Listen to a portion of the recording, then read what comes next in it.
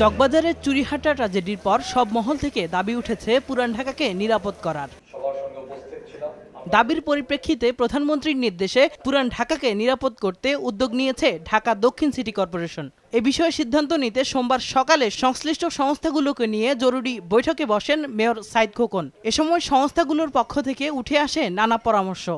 দূরে থাকতে পারেন, কিন্তু আপনাদের বিজনেসটা বা অফিস থাকতে পারে, এভাবে কিন্তু আমরা আপনাদের ব্যবসা চলমান থাকুক। দ্রুত ভিত্তিতে স্যার কেমিক্যাল পলিটাকে আমরা যদি তাদের বাস্তবায়ন করা যায়, তারপরে তো আস্তে আস্তে কেমিক্যাল পলিতে নিয়ে আসা যেতে পারে, অথবা আমরা কেমিক্যাল একটা জোন করা যেতে পারে। সব সিদ্ধান্ত মেনে নেওয়ার আশ্বাস দিয়ে পুরান ঢাকা থেকে ব্যবসা স্থানান্তরে সরকারের সহযোগিতা চান ব্যবসায়ী নেতারা। আমরা অবশ্যই রেসপন্সিবল, ব্যবসায়ীরাও তো মানুষ।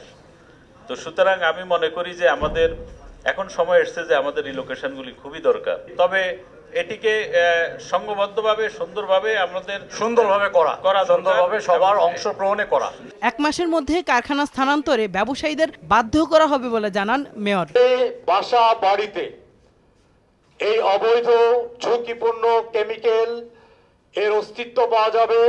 বিদ্যুৎ, পানি, গ্যাস সহ অন্যান্য সকল ধরনের সংযোগ তাৎক্ষণিকভাবে বিচ্ছিন্ন করা হবে। 1 এপ্রিলের মধ্যে পুরনো ঢাকা থেকে সমস্ত ধরনের ঝুঁকিপূর্ণ কেমিক্যাল অপসারণের মধ্য দিয়ে নাগরিকদের জানমালের নিরাপত্তা নিশ্চিতের বিধান করবেন। কারখানা অপসারণে গঠিত 2টি টাস্ক ফোর্স 28 ফেব্রুয়ারি থেকে কাজ শুরু করবে বলেও জানান সাইদ খোকন। কেফায়েত শাকিল, সময় সংবাদ, ঢাকা।